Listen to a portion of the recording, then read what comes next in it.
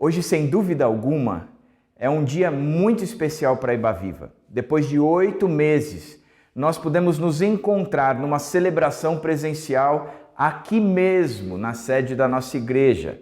Sem dúvida nenhuma, nós estamos vencendo a pandemia, passando por ela, ainda falta muita coisa, mas pelo menos um encontro presencial nós estamos podendo celebrar no dia de hoje. Graças a Deus por tudo isso. Mas, apesar do encontro presencial, nós continuamos também com ele online e o nosso aprendizado nesse período todo é que o presencial sempre é mais gostoso, mas isso não quer dizer que Deus não trabalhe na gente enquanto nós estamos nos reunindo, nos encontrando de forma virtual. E este também é um domingo onde continuaremos nos encontrando de forma virtual. Por isso a minha oração é que Deus fale com a nossa igreja hoje, que Ele trate tudo aquilo que nós precisamos trabalhar, tratar, que Ele nos dê a direção que como igreja nós precisamos tomar, que Ele levante e traga à tona todas as coisas que tanto individualmente como você e eu juntos precisamos modificar nas nossas vidas para implementar cada vez mais a vontade de Deus em nós, sinalizando o reino de Deus aonde nós estamos. Então que seja um domingo especial, não só pelo encontro presencial, mas principalmente pela presença do nosso Senhor Jesus Cristo entre nós, nos dirigindo. Nós somos filhos, Ele é o Pai, nós estamos seguindo a direção do nosso Pai. Queria começar orando então. Jesus, abençoa esta celebração. Primeiro, nós já somos abençoados pela Sua presença, porque o Senhor nos dirige, porque o Senhor nos salvou, porque o Senhor nos trouxe para perto de Si, porque temos uma nova vida, um novo propósito, um significado, somos nova criação. Segundo, que toda a Tua palavra, ela possa cair no nosso coração como um terreno fértil. Terceiro, que promova cada vez mais unidade entre nós. Por isso que seja um domingo bem especial dessa forma. Unidade promovendo consolo, conforto, unidade promovendo a mesma forma de pensar, de sentir, de ter a mesma atitude. Enfim, Deus, promove crescimento na nossa comunidade. Isso é o que eu te peço e é em nome do Senhor Jesus que eu oro. Amém. Boa celebração para você. Que Deus te abençoe. Oi, igreja, tudo bem? Quero convidar você hoje a soltar a sua voz aí na sua casa, a cantar com a gente, a de fato adorar a Deus junto com a gente hoje. Vamos lá!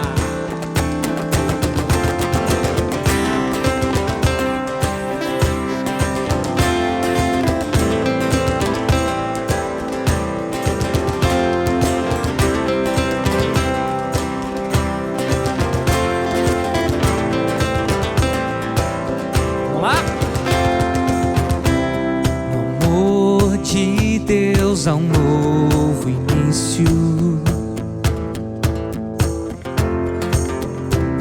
em corações que creem em Cristo. A redenção é inabalável, eterno amor, eterno amor.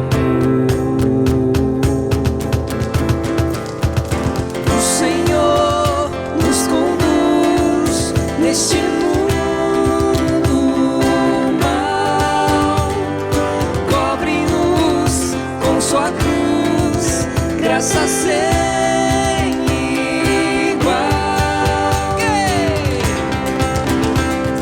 Amor invencível, amor invencível, amor invencível.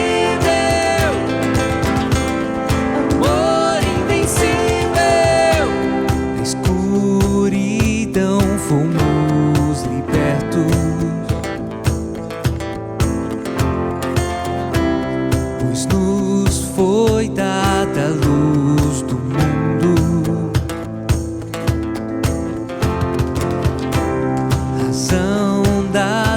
nossa esperança, eterno amor, eterno amor. O Senhor nos conduz neste mundo mal, cobre-nos com tua cruz, graça sem igual. Amor invencível, amor invencível, amor invencível, amor invencível.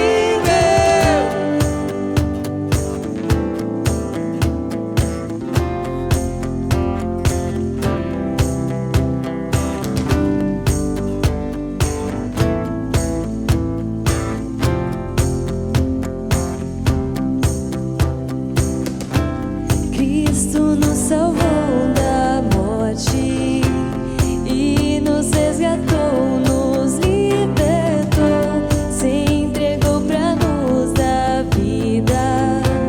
Brilha em nós o teu amor. Cristo nos salvou da morte e nos resgatou, nos libertou, se entregou pra nos dar vida. Brilha em nós, invencível, Senhor, nos conduz, invencível, cobre-nos com tua glória, invencível, Senhor, nos conduz, invencível, cobre-nos com tua glória, invencível, Senhor, nos conduz, invencível, cobre-nos com tua glória, invencível, Senhor, nos conduz, invencível, cobre-nos, amor invencível.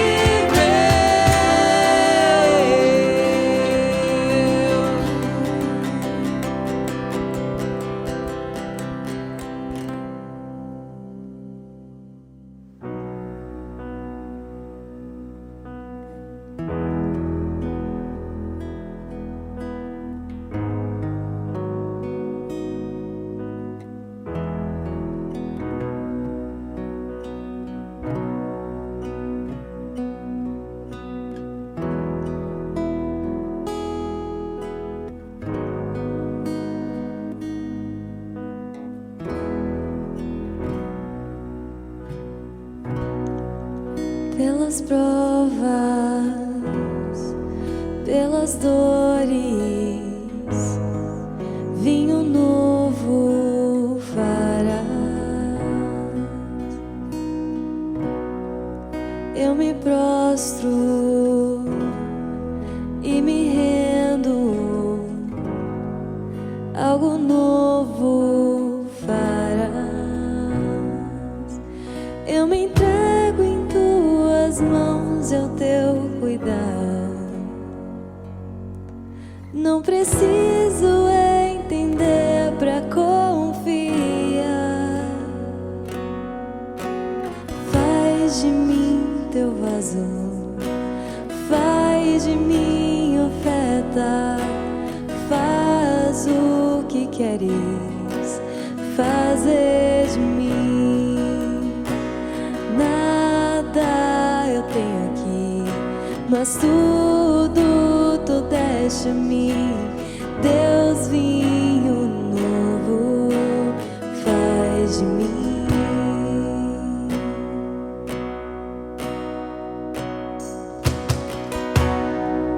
Pelas provas, pelas dores,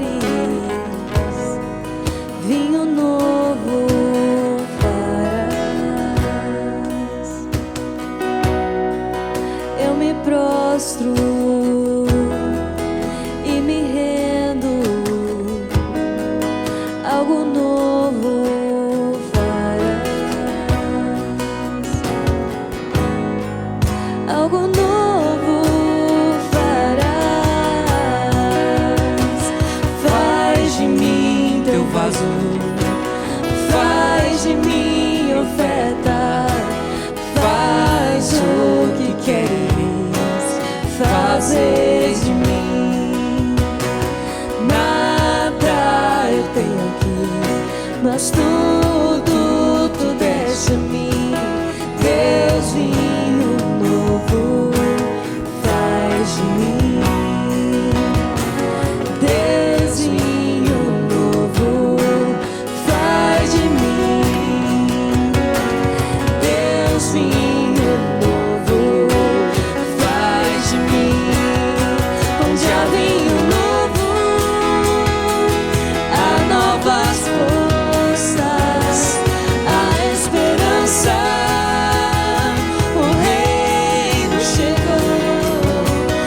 deixo o meu passado e levo tua vida hoje em mim.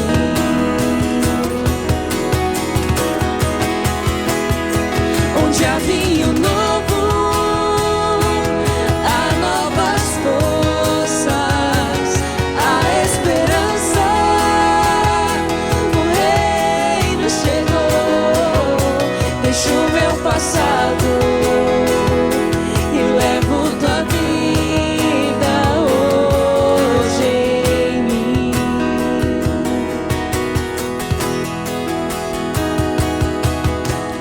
Faz de mim teu vaso, faz de mim oferta, faz o que queres fazer de mim. Nada eu tenho aqui, mas tudo tu deste a mim. Deusinho novo, faz de mim. Deusinho novo, faz de mim. Deusinho novo, faz de mim.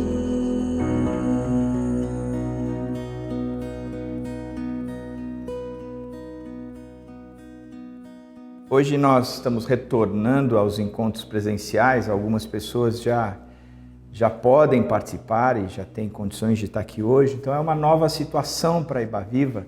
8 meses com as portas fechadas aos domingos e hoje a gente retorna aos encontros presenciais. É um novo normal.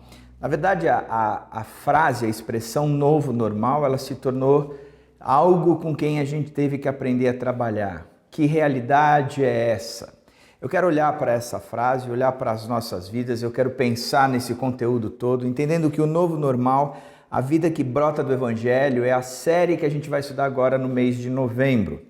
Eu não quero gastar tempo explicando sobre a possibilidade ou o que é de fato o novo normal para nós. Nós retornamos à vida presencial da igreja com um novo normal, que por enquanto tem a ver com o protocolo de segurança do distanciamento, a obrigatoriedade do uso de máscara, até 7 anos não pode vir, depois dos 60 anos a recomendação de não vir, mesmo com essas facilidades todas que essa nova fase permite, o encontro presencial, ainda assim tiveram pessoas que não se sentem tranquilas, confortáveis de sair de casa e vir participar do presencial aqui na igreja. Enfim, uma nova realidade para a gente, um novo normal. Nós temos escutado também muito que a crise do Covid, ela adiantou algumas coisas que deveriam ter acontecido há alguns anos já. Ela trouxe para hoje o que deveria ou o que só aconteceria no futuro. Por exemplo, a migração das compras das lojas físicas para as lojas virtuais, o home office aplicado a cada um, as pessoas nos escritórios. Alguns estão gostando muito do home office porque não gasta tempo com trânsito, produz melhor. Outros estão detestando porque trabalham com a família e tem o barulho da criançada. Há algumas coisas novas como os atendimentos médicos virtuais. Você primeiro conversa com o médico e você descreve o que você está sentindo, ele dá uma checada virtualmente, já encaminha para fazer determinados exames. As terapias sendo feitas também por atendimentos como o Zoom, o Meeting, seja lá o que for. Você percebe que existe um novo normal nessas áreas também. O ensino EAD chegou para ficar, ele ganhou força e provavelmente deve fincar suas estacas. Até mesmo a gente aqui da Ibaviva, a gente tem pensado em implantar, ou a gente tem desenvolvido novas áreas do EAD, porque a gente entendeu que este é um movimento que chegou para ficar. Mas fato é que ninguém gostaria de ter passado por essas mudanças, sendo o meio facilitador de tudo isso uma desgraça como o coronavírus que nos acometeu, que veio sobre nós e trouxe esse sofrimento tão grande. E hoje a gente continua com uma pergunta. Até quando esse sofrimento vai durar? Até quando a gente não vai poder sair de casa de fato com tranquilidade, com segurança, sem ameaças? Até quando? Se a vacina nova, ela é vacina boa ou não é? Devemos tomar ou não devemos tomar? Enfim, a gente continua com a pergunta do até quando a gente vai ter que ficar vivendo esse sofrimento. Interessante que de uma forma implícita me dá a entender que parece que nós não somos merecedores do sofrimento, ou o sofrimento não deveria existir. O John Stott, ele trabalha com a realidade do sofrimento, ou as causas do sofrimento, e eu gostaria de falar com vocês. São 4. Ele diz o seguinte: primeiro, o sofrimento é uma intromissão alheio ao mundo, ao mundo de Deus, e não terá parte em seu novo universo. Por exemplo, quando você lê a história de Jó, termina-se a história de Jó com Jó dizendo: antes eu te conhecia de ouvir falar, mas agora os meus olhos te veem. É fato e é interessante de Jó entender que houve um acréscimo à vida dele em relação a Deus. Antes eu conhecia de ouvir falar, mas agora os meus olhos veem. Entretanto, o meio pelo qual isso aconteceu foi uma investida do diabo, no qual causou muito sofrimento. Então, é um ataque, é uma intromissão alheia ao mundo de Deus. E, de fato, no futuro, Deus promete que nada disso vai acontecer. Segunda característica do sofrimento, ou o porquê há sofrimento, é que o sofrimento é devido ao pecado. Sem dúvida nenhuma, a morte entrou na vida do ser humano quando ele se rebela com Deus. E lá em Adão, em Gênesis 1, 2 e 3, é tão esclarecedor esse movimento de rebelião e a morte entrando em nós. Entretanto, além disso, o pecado também trouxe consequências outras que também promovem sofrimento. Por exemplo, as crianças que sofrem nas mãos dos pais que não amam, a esposa ou o marido que sofre com a traição do cônjuge, o acidente causado por um embriagado, pessoas quando passando fome pelas injustiças sociais e o próprio sofrimento causado pelo pecado, como nos ensina o Salmo 32. Uma terceira ação, ou terceiro viés do sofrimento, da causa do sofrimento, o Stott diz é que o sofrimento ele é causado pela sensibilidade humana à dor. Nós temos um sistema nervoso complexo, nós temos terminações nervosas em nós. Se a gente corta o dedo, a gente sente dor, e a dor causada no físico também causa no emocional. Se você corta o seu dedo, se você, por exemplo, recebe um diagnóstico de câncer, e esse diagnóstico tem a ver com a dor que você tem sentido, essa dor ela afeta o emocional. Ninguém diz que gostoso é ter câncer. Isso não existe. Ela traz essa dor. O quarto viés é o próprio ambiente em que nós estamos. O Stott ele chega a dizer, ele diz que o C.S. Lewis aponta como 80% da causa do sofrimento humano tem a ver com o pecado. Mas tem aí uma outra parcela que tem a ver com as condições naturais.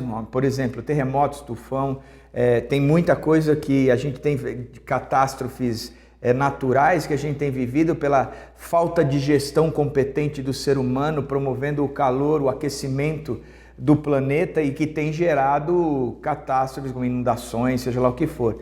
Mas existem acomodações da placa tectônica que geram terremotos, e isso está aí, a gente está nesse ambiente, e isso também gera sofrimento, traz sofrimento para nós. O fato é que o sofrimento, para alguns, eles dizem, olha, não serve para nada, na verdade não deveria existir. Agora, para nós, esse sofrimento é mera casualidade, acontece com uns, acontecem com outros, não acontecem com muitos. O fato é que é casual e não serve para nada. Agora, a Bíblia nos ensina o contrário. A Bíblia diz que o sofrimento ele tem sim um propósito, e que esse sofrimento todo, ele traz, como foi na vida de Jó, um benefício, e que a vida, ela brota no sofrimento, e que o nosso novo normal, daqueles que recebem a Jesus Cristo como Senhor e Salvador da sua vida, é uma vida inserida no sofrimento, e é sobre isso que eu quero falar com você. O nosso novo normal é, sem dúvida nenhuma, uma vida de sofrimento. O texto, é interessante que o novo normal hoje, ele é fruto de uma ação externa ao ser humano. O novo normal hoje nos foi imposto por esse vírus maldito que transformou o nosso planeta. Quando estamos vivendo tudo isso por ação de um vírus que ameaça a humanidade, que impôs a nós uma nova realidade. Essa nova realidade também tem evidenciado as necessidades de mudança internas do ser humano. Mais consciência da sustentabilidade do planeta, do acolhimento ao próximo, do cuidado com a saúde, das relações interpessoais, enfim. Para que haja menos sofrimento, nós temos entendido que tem que haver mudanças internas e aí na mídia se tem falado muito dessas mudanças internas. Mas Deus nos ensina que a ausência de sofrimento não tem a ver com uma mudança interna nem com uma mudança externa. Que se internamente eu for capaz de promover coisas melhores, o externo vai melhorar, sofrimento menos haverá para nós. A Bíblia diz que não tem nada a ver com isso. Que não são forças externas nem forças internas, mudanças externas nem mudanças internas, mas o sofrimento só acaba com a mudança que vem do alto, de Deus para esta criação toda, que vai mudar o meu interior e o meu exterior também. Mas quem só promove isso é o próprio Deus. Isso é bem claro quando a gente lê o texto de 1 Pedro e ele começa no verso 3 até o verso 6 do primeiro capítulo, ou seja, 1 Pedro 1, de 3 a 6. O texto diz assim: Bendito seja o Deus e Pai do nosso Senhor Jesus Cristo. Conforme a sua grande misericórdia, Ele nos regenerou para uma esperança viva, por meio da ressurreição de Jesus Cristo dentre os mortos, para uma herança que jamais poderá perecer, macular ou perder o seu valor. Herança guardada nos céus para vocês que, mediante a fé, são protegidos pelo poder de Deus, até chegar à salvação, prestes a ser revelada no último tempo. Nisso vocês exultam, ainda que agora por um pouco de tempo devam ser entristecidos por todo tipo de provação. Vamos olhar o texto. O texto começa dizendo que bendito seja Deus e Senhor do nosso Pai, Deus e Senhor de Jesus Cristo, conforme a sua grande misericórdia. Ele joga o holofote em Deus, dizendo que existe um Deus poderoso, grandioso, o Deus que deve ser bendito, Pai do nosso Senhor Jesus Cristo, que conforme Ele tem uma grande misericórdia, é dono de uma misericórdia tamanha. Ele diz, olha, escuta, o holofote está em cima deste Deus, é para este Deus que a gente tem que olhar. E ele diz que este Deus, Ele nos regenerou para uma esperança viva por meio da ressurreição de Cristo Jesus dentre os mortos. Ele fala, olha, a questão é este Deus. Este Deus que é poderoso, não tem a ver com uma vacina, não tem a ver com hábitos novos que a gente adquira, não tem a ver com imposição nova adquirida pela atual situação e ameaça do coronavírus. Ele diz, olha, o foco é do nosso Senhor Jesus Cristo, centrado neste Deus tão poderoso. Ele, este Deus, nos regenerou. Ele já promoveu algo novo. E regenerar significa gerar ou produzir novamente, formar de novo, de dar nova vida a, de revivificar. Ou seja, a Bíblia nos ensina já que Ele nos regenerou. Não é que Ele vai nos regenerar, Ele já fez isso. Isso já é fato consumado. Este Deus tão poderoso, Ele já nos fez algo novo. Ele já criou em nós algo novo. Não é algo que vai surgir, mas que já surgiu. E é interessante que quando você lê, por exemplo, 2 Coríntios 5,17, diz, portanto, se alguém está em Cristo, é nova criação, as coisas antigas passaram e eis que surgiram coisas novas. Ele traz a realidade de que já somos uma nova criação. Não é que seremos, nós já somos, nós já estamos em Cristo. Nós fomos transportados do império das trevas para o reino do Filho do seu amor. Significa que isso já aconteceu e nos deu agora a chance de sermos uma nova pessoa no próprio Cristo Jesus, que nós obtemos a vitória sobre o pecado e que também somos agentes de transformação. Ele diz, isso já é fato, é uma nova criação. E você entende isso? Significa que não é mais o que era. Agora há um novo normal. O novo normal é ser esta nova criação, é de ser regenerado pelo próprio Cristo. Ou seja, é saber viver, que não são nem mudanças exteriores nem interiores, mas é do alto para a minha própria vida, é uma mudança do próprio superior, porque Deus nos regenerou, Deus nos fez uma nova criação, não tem nada mais a ver com aquela que era morta e condenada pelo pecado, mas agora é uma nova criação em Cristo Jesus. Essa é uma realidade nova, esse é o novo normal e esse é fato. Agora, diz o texto que ele nos regenerou, uma ação de Deus, um movimento de Deus para. Ele nos regenerou para. Sempre existe um propósito naquilo que Deus faz, sempre. O próprio Jesus Cristo disse que ele não pega o seu tesouro e joga para os cachorros e nem pega as suas pérolas e joga aos porcos, porque não é produtivo, não dá em nada, é como se fosse vaidade correr atrás do vento. A Bíblia diz que toda a ação de Deus tem um propósito, todo o movimento de Deus tem uma razão de ser. Nós partimos desse conceito de que Deus está fazendo algo para alguma coisa, com algum propósito, com um significado. O problema é que nós costumamos achar que a gente não deve perguntar o porquê, só o para quê. Entretanto, nós gastamos muito tempo olhando o porquê e querendo entender o porquê, mas aí a gente diz o seguinte, olha, a gente não deve perguntar o porquê, nunca pergunte o porquê, você não vai entender o porquê, mas pergunte para quê. Isso é balela, é besteira, porque se você não entender o porquê, você jamais vai entender o para quê. Se você não entender o movimento inicial, você nunca vai entender o propósito. E Deus revela tanto o porquê como o para quê. Sempre o porquê é respondido no propósito de Deus. Vou dar um exemplo. Efésios 1, 4 a 5 diz: Deus nos escolheu nele antes da criação do mundo. A gente olha esse movimento de Deus e diz: Deus nos escolheu nele. Só que o problema é que a gente pega o movimento de Deus e a gente fica: por que Deus fez isso? Por que Deus fez isso? Por que Deus fez isso? Como se fosse impossível Deus fazer o movimento de escolha. E a gente acha muitas vezes, porque a gente só pensa no movimento sem entender o propósito, que Deus é injusto. Por que Deus escolheu fulano e não escolheu Beltrano? Por que Deus foi ali, mas não foi aqui? Porque Deus ele fez isso para um propósito, com um significado, movido a alcançar determinada realização. E o texto explica: Deus nos escolheu nele antes da criação do mundo para sermos santos e irrepreensíveis em sua presença. Ou seja, o movimento da escolha de Deus é porque ele tinha o propósito de sermos santos e irrepreensíveis. Significa, se a gente quer entender que se fomos escolhidos, a gente tem que olhar para a nossa vida e dizer: eu tenho sido santo e irrepreensível, portanto eu fui escolhido. Por quê? Porque a ação justifica o propósito, sempre, porque o propósito ele é justificado na ação.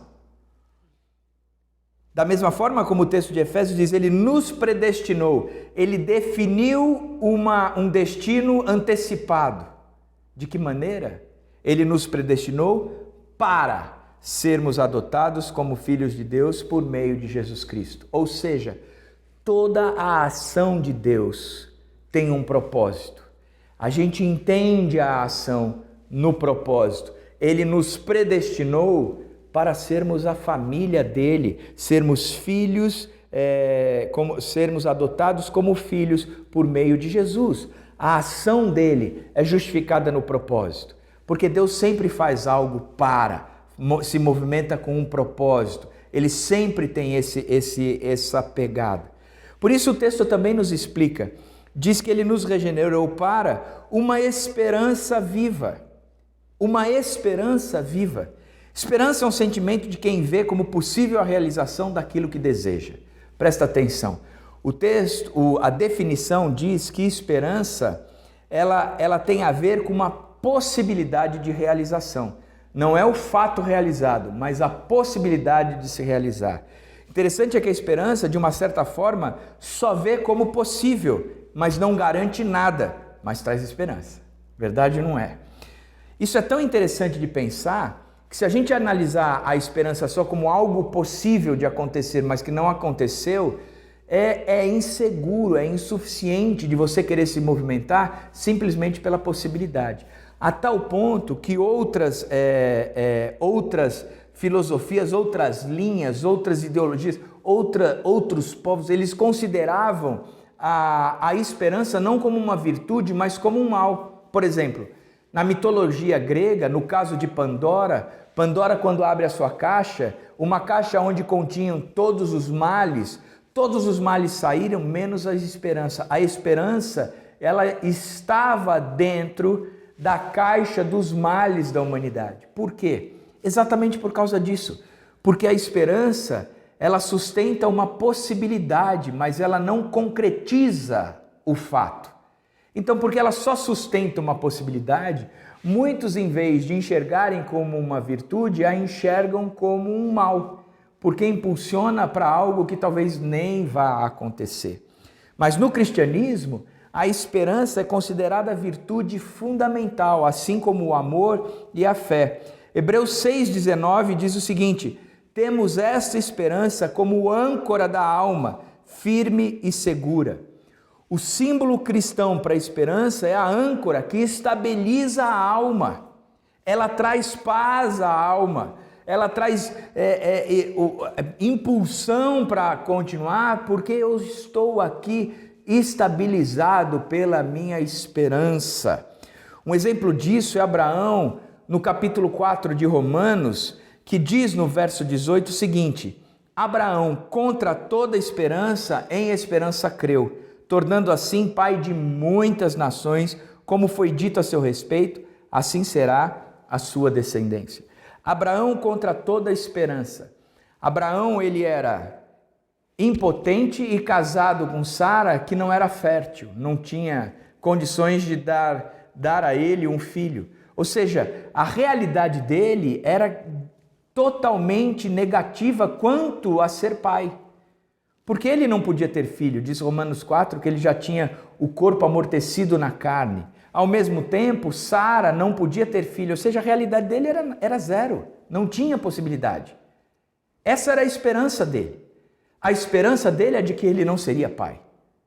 Pois bem, Romanos 4 diz: contra toda esperança, em esperança creu.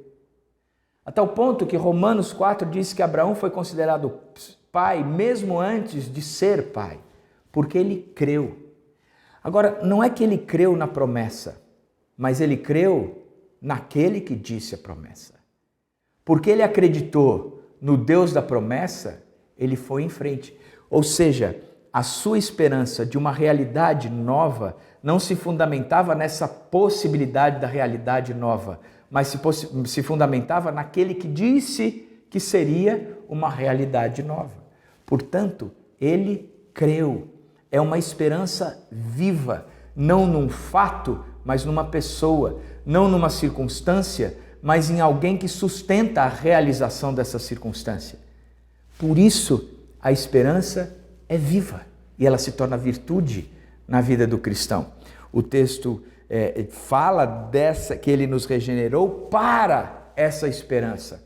Agora ele continua dando um subsídio. O porquê essa esperança ela é viva? Por meio da ressurreição de Jesus Cristo dentre os mortos. O Evangelho ele se fundamenta em 3 movimentos: na encarnação, Deus descendo dos céus e se fazendo homem; na morte, Jesus Cristo, o Deus encarnado, indo à cruz; e na ressurreição de Cristo, Jesus Cristo saindo daquela sepultura. Ou seja, a manjedoura, a cruz e o sepulcro vazio são os símbolos de todo o movimento de salvação feito por Cristo para nós. Se faltasse um deles, se faltasse a manjedoura, se faltasse a cruz ou se faltasse aquele sepulcro vazio, seria impossível a nossa salvação. Ao escrever aos Coríntios, Paulo se deparava com algumas pessoas, tanto de fora da igreja, e pasme você, como também de dentro da igreja, que acreditavam que não haveria ressurreição dos corpos. Eles até acreditavam que Jesus Cristo ressuscitou, mas eles não acreditavam que a ressurreição seria aplicada a mim, a você, a Paulo, a Pedro e assim por diante. Eles achavam que era um fato isolado. Foi Jesus, o Deus encarnado, ele ressuscitou. Essa era uma visão adotada por muitos. De uma certa forma, o que eles estavam dizendo é que a morte era o fim. Morreu, acabou, nós somos matéria. Morreu, viramos pó. Acabou, encerrou. Não tem mais o porquê existir. Não há realidade nenhuma pós-morte. Nós somos insignificantes ou significados somente para esta vida. Acabou, acabou. Na verdade, isso não mudou muito desde o primeiro século. E não mudou nem mesmo para dentro da igreja, porque muitos de nós vivemos como se não houvesse o fato ou a realidade da ressurreição dos mortos. A gente vive aqui, a gente toca muvuca aqui, a gente vive como se, olha, vamos aproveitar o aqui e o agora, porque isso não implica numa vida pós-morte, numa vida principalmente onde nós seremos ressurretos dentre os mortos de fato. Alguns daquela época, eles afirmavam que Cristo havia ressuscitado dentre os mortos, mas só, ninguém mais ressuscitaria, e eles viviam de acordo com este valor, com este princípio. Entretanto, Paulo, com ousadia, ele responde contra-argumentando toda essa teoria de não ser possível ter uma sem a outra, que era impossível eu não ressuscitar, sendo que Cristo ressuscitou. Porque se Cristo ressuscitou, a possibilidade é de que eu também ressuscite, porque se eu não ressuscitar, Cristo também não ressuscitou. E esse era o grande argumento de Paulo. Se não há ressurreição para os crentes, então o próprio Cristo não foi ressuscitado. E se Cristo não foi ressuscitado, então não muda nada. Ou seja, tudo continua na mesma coisa. Tem um professor que eu gosto bastante, americano, chamado Matthew Barrett. E ele trabalha bastante o conceito da ressurreição, e ele fala de 4 importantes fundamentos para a ressurreição. E eu quero tentar resumi-lo. Fundamentos que apontam a ressurreição como necessária para a nossa salvação. Primeiro, a ressurreição de Cristo é inseparável do Evangelho de Cristo. Em 1 Coríntios 15, Paulo começa lembrando os irmãos do Evangelho que ele pregou, o Evangelho pregado por ele. E por meio desse Evangelho é que vocês são salvos. No verso 3 do capítulo 15 de 1 Coríntios, ele diz: este Evangelho que eu vos preguei, diz Paulo, gira em torno da morte de Cristo, que morreu pelos nossos pecados, segundo as Escrituras. Mas ele não para somente na morte, ele continua. Presta atenção, ele não termina o argumento aí, mas ele acrescenta dizendo: Cristo não permaneceu morto, ele também ressuscitou ao terceiro dia, segundo as Escrituras, antes de aparecer aos seus discípulos. Paulo nos ensina que devemos abraçar a realidade bíblica de que a ressurreição de Cristo não pode estar divorciada, desassociada, dicotomizada da morte de Cristo quando falamos sobre o Evangelho. A manjedoura, a cruz e o sepulcro vazio, eles são inseparáveis na narrativa do Evangelho. O segundo fundamento é que a ressurreição de Cristo é o nosso combustível que inflama a nossa pregação para um mundo perdido. Que a ressurreição de Cristo é que nos impulsiona na nossa pregação para este mundo tão perdido, que carece ouvir de vida, vida que emana, vida que existe, vida que pode ser conquistada e que foi conquistada por Cristo. E eu quero começar discutindo desse segundo ponto, te fazendo uma pergunta. Quando você explica a sua salvação, seria diferente para você se Cristo não tivesse ressuscitado dentre os mortos? Se a sua afirmação é: não seria diferente, eu continuaria pregando a mesma coisa, nós temos um grande problema, um problema teológico, porque Cristo precisa ser pregado, ele precisa ser anunciado como um Deus vivo que ressuscitou dentre os mortos. Para Paulo, a ressurreição de Cristo fez toda a diferença no mundo quando se trata de pregação. Se Cristo não ressuscitou, Paulo diz, em vão ou é vã a nossa pregação. Em suma, se Cristo não ressuscitou da sepultura, nós não temos o evangelho ou a boa nova de salvação. Cristo ressuscitou e essa faz parte da grande novidade que eu e você temos para apresentar. A manjedoura, a cruz e o sepulcro vazio, eles são inseparáveis na proclamação do evangelho. Terceiro alicerce é a ressurreição de Cristo salva. Ela salva. Talvez a afirmação mais contundente de Paulo em 1 Coríntios 15 é de que se Cristo não ressuscitou, é vã a nossa fé e ainda permanecemos nos nossos pecados. Se Cristo não ressuscitou, a nossa fé não vale de nada e a gente continua sendo pecador. Muitas vezes nós limitamos a compreensão da nossa salvação ao movimento feito na manjedoura e na cruz, mas a gente esquece o sepulcro vazio. Nós olhamos para Cristo e dizemos, ele morreu pelo nosso pecado e por isso nós estamos salvos. De fato, o fato dele ter morrido pelos nossos pecados nos tornou justos. Aos olhos de Deus não há mais condenação. Através deste movimento de Cristo até a cruz, um só ato de justiça e no seu sangue derramado naquele madeiro como propiciação, é que pecadores são declarados justos perante Deus. O pecado tinha um preço, que era a morte. Eu tinha que pagar a morte, ou alguém tinha que pagar por mim. E o que Cristo fez na cruz é morrer no meu lugar. O preço foi pago do pecado. Portanto, eu sou considerado justos diante de Deus. Mas eu ainda tinha um inimigo, que era a morte. A morte tem a ver com a condenação do pecado. Não é apenas a morte substitutiva de Cristo que me salva, mas a ressurreição também promove a vitória sobre a morte. Portanto, a nossa justificação é uma consequência real da ressurreição de Cristo. Não é exagero afirmar, então, que a manjedoura, a cruz e o sepulcro vazio são inseparáveis na efetivação da minha salvação.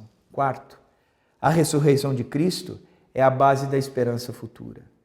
A ressurreição de Cristo ela é muito prática, porque quando eu estou num velório e vejo o corpo, eu entendo que aquilo é passageiro e não é definitivo. Essa semana faleceu o Mário. Mário, ele fez parte da primeira diretoria da nossa igreja. Dia 2 de setembro faz 30 anos da fundação da Iba Viva. Mário faleceu exatamente um mês antes dos 30 anos da igreja. Foi o único diretor que está aqui durante esses 30 anos, ou esteve aqui durante esses 30 anos. Não conseguiu celebrar aquilo que ele fundou. No velório, eu falei aos filhos, os 2 filhos, a nora e aos 3 netos, olhando para o Mário, dizendo, isso aqui é um até breve, porque Cristo ressuscitou dentre os mortos, nós temos a viva esperança de que um dia nós nos encontraremos com o Mário novamente. Portanto, a ressurreição é a base da nossa esperança futura, uma esperança viva. Nós continuaremos vivendo. E é interessante que quando você vai ao texto de Tessalonicenses, Paulo ensinando àquele povo o conceito de que quem morreu em Cristo agora dorme e um dia ressuscitará, ele faz isso para que a nossa tristeza não seja igual à daqueles que não têm esperança. Significa que a morte nos traz tristeza. Eu odeio a morte. Entretanto, a morte não é um fim em si mesmo, mas ela não acabou ali. Um dia, porque Jesus Cristo saiu da sepultura, aqueles que estão em Cristo ressuscitarão, porque hoje dormem na presença de Cristo, mas um dia ressuscitarão. Ou seja, nós olhamos para a ressurreição de Jesus Cristo dentre os mortos e obtemos uma viva esperança de fato. E ele ainda acrescenta o texto, trazendo um conceito mais gostoso ainda, que ele diz: para uma herança que jamais poderá perecer, macular-se ou perder o seu valor. Herança guardada nos céus para vocês, que mediante a fé são protegidos pelo poder de Deus, até chegar à salvação, prestes a ser revelada no último tempo. Ele diz que a gente herdou algo incrível, porque nós fomos regenerados para uma viva esperança por causa da ressurreição de Cristo dentre os mortos. E a consequência de tudo isso é que a gente vai ganhar essa herança. Primeiro, ele fala de algo recebido do Pai. Deus está preparando para nós, e para nós ele está trazendo algo incrível, algo maravilhoso, uma herança. Segundo, ele fala de um valor eterno, algo que não pode perecer, macular ou perder o seu valor, algo que não morre, que não se contamina ou que se desvaloriza. É algo que tem o seu valor eterno. Então nós vamos ganhar de Deus algo que vale para sempre, que dura para sempre e que não se contamina nunca. E ele ainda traz dizendo que isso é uma herança guardada nos céus para vocês, ou seja, ela está garantida e assegurada. E ele termina dizendo: save the date, que você vai receber isso até chegar à salvação, prestes a ser revelada no último tempo. Ele diz: olha, há algo que vocês nem imaginam, e não imaginam mesmo, porque a Bíblia diz que nem olhos viram, nem ouvidos ouviram, nem jamais penetrou em coração humano o que Deus tem preparado para nós. Um lugar onde não haverá mais choro, nem lágrimas, nem dor, nem ranger de dentes, onde o sofrimento não existe mais. Então ele diz que nós fomos regenerados por esse Deus tão grande para uma viva esperança por causa de Cristo ressurreto dentre os mortos. Tudo isso porque a gente vai ganhar algo que não se revela, que se explica, que não se tem capacidade de descrever.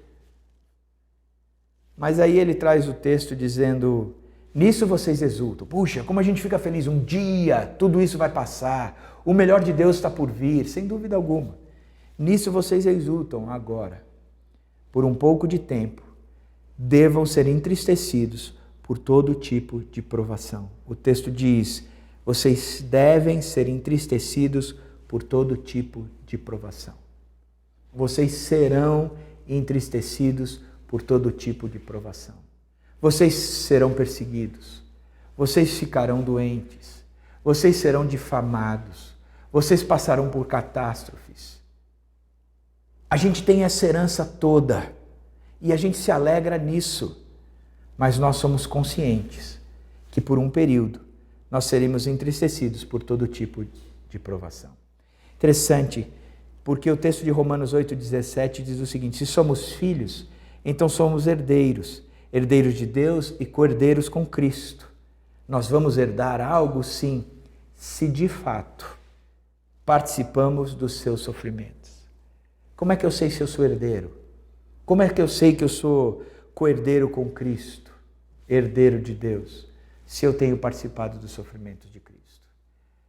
É evidenciado pelo sofrimento, é caracterizado pelo sofrimento, que o cristão, ele vive certamente entristecido por todo tipo de provação. Não tem como fugir disso. Ou seja, ser cristão é participar de sofrimento, não só não tem escolha, como de uma certa forma ele passa a ser a nossa escolha. O texto de 1 Coríntios 15, 19, Paulo diz o seguinte: se é somente para essa vida que temos esperança em Cristo, somos de todos os homens os mais dignos de compaixão. Presta atenção no que o texto está dizendo. O texto está dizendo que Paulo escolheu um modo de vida, e um modo caracterizado pelo sofrimento. Ele diz: nesta vida eu tenho sofrido. Agora, se a minha esperança se consiste somente nessa vida, ele diz: eu sou o mais digno de compaixão, porque eu deveria ter escolhido outra coisa. Se é só para essa vida, eu deveria ter escolhido aproveitar a vida e não sofrer na vida. Mas eu tenho uma viva esperança de uma herança que eu vou ganhar, portanto, eu faço escolha pelo sofrimento. Eu opto pela vida de reduzir o meu corpo à escravidão, de enfrentar as perseguições, de permanecer firme e inabalável em Jesus Cristo, de perseverar na luta contra o pecado, de lutar contra aqueles que se opõem a Cristo, de enfrentar em mim as marcas do cristianismo. Ou seja, eu tenho tido uma esperança além dessa vida, portanto eu vivo nessa esperança sabendo que agora é tempo de sofrimento, de dor. O resumo é, a esperança é o diferencial do cristão nos sofrimentos. E os sofrimentos passam a ser o estilo caracterizado daquele que tem esperança. Semana que vem a gente vai ver mais características a respeito do sofrimento, desse novo normal, onde estar em Cristo é viver no sofrimento, sabendo que é leve e momentâneo em relação ao eterno peso de glória que isso vai trazer, saber que nessa vida nós vamos passar por aflições mesmo, nós vamos trabalhar mais a respeito disso. Mas uma coisa, a gente já tem que partir ficando claro. Paulo diz o seguinte no texto de Filipenses 3, 10 e 11. Quero conhecer Cristo, o poder da sua ressurreição e a participação em seus sofrimentos, tornando-me como ele em sua morte, para de alguma forma alcançar a ressurreição dentre os mortos. Paulo diz, eu quero conhecer Cristo. Eu quero conhecer o poder da sua ressurreição, que me enche de uma viva esperança, porque a minha esperança é o próprio Cristo.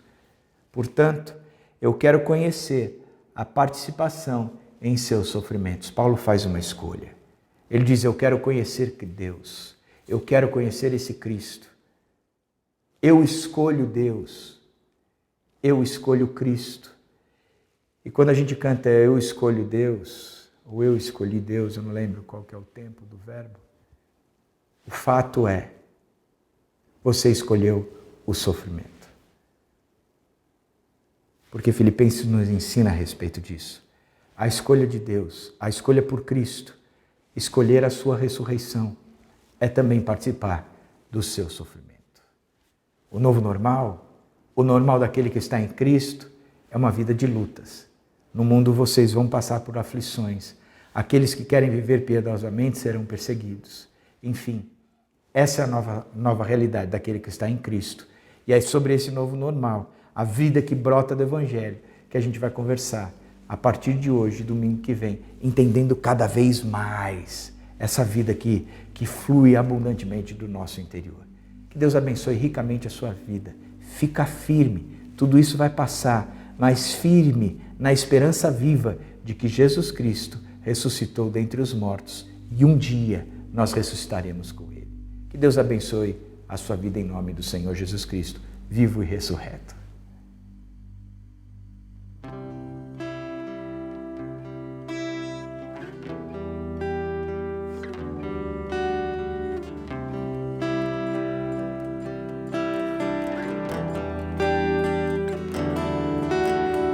Desde o princípio, Deus Criador, bem antes do tempo existe.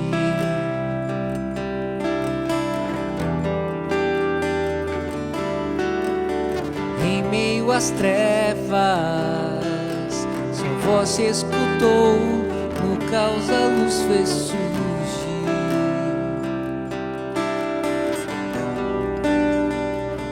E ao teu falar, 100 bilhões de estrelas brilho das, planetas nascem com o teu soprar. Se as estrelas te adoram, eu também vou. Posso ver teu coração na criação, cada estrela um sinal do teu perdão. Se a criação te louva, eu também vou.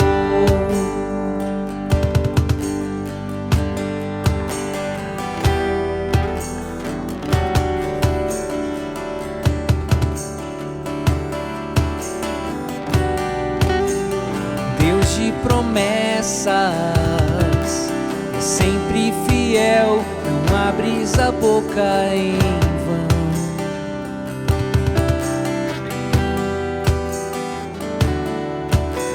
E quando tu falas, a vida é a ciência, o som de tua voz seguirão.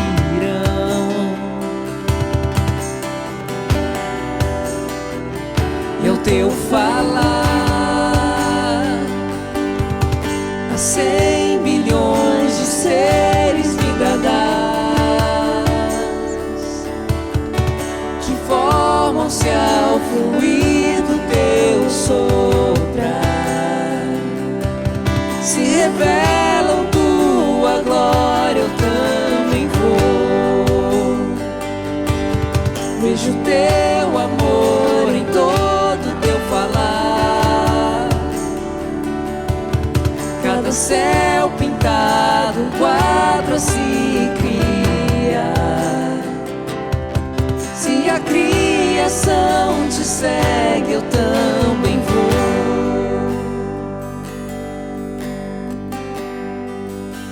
Eu também vou. Eu também vou.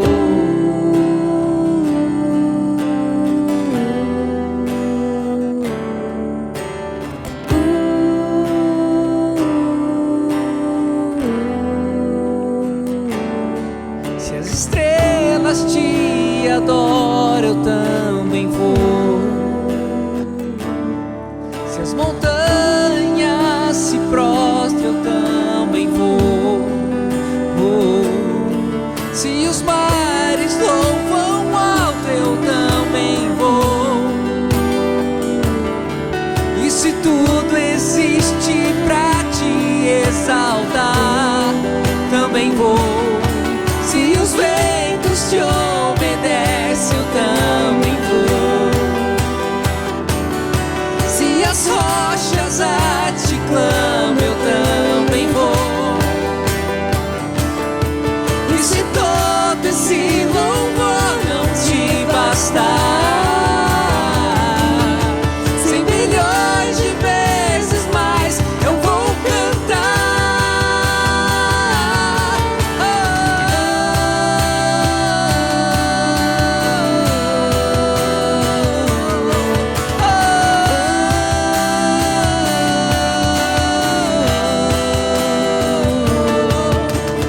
Oh, Deus que salva, em meio à minha dor, vieste pra me resgatar.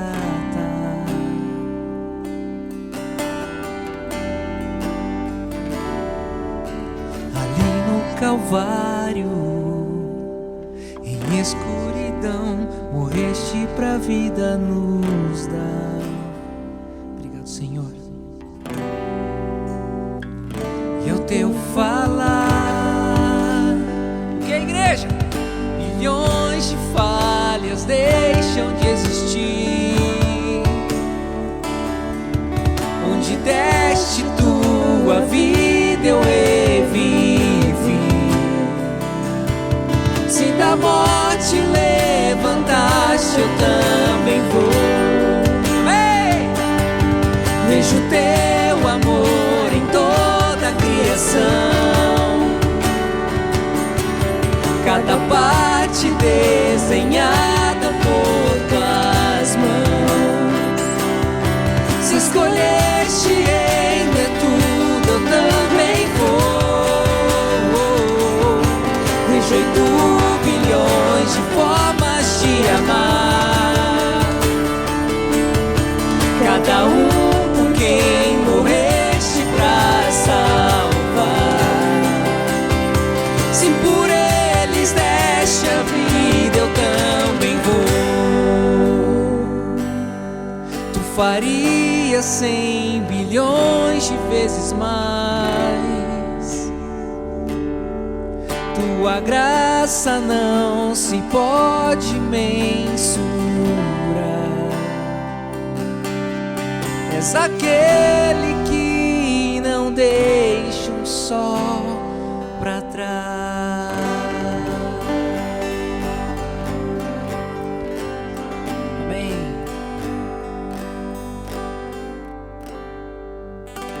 Nossa celebração chega ao fim, num dia especial de reencontros de alguns na Ibaviva, mas o reencontro que nós esperamos de fato é quando o nosso Senhor Jesus Cristo vier nos buscar e todo esse sofrimento, de fato, vai ficar para trás, será história e nós seremos a imagem do nosso Senhor Jesus Cristo. Queria orar por você agora. Senhor Deus, abençoa a nossa compreensão a respeito do que significa a salvação, a importância da manjedoura, da cruz e do sepulcro vazio.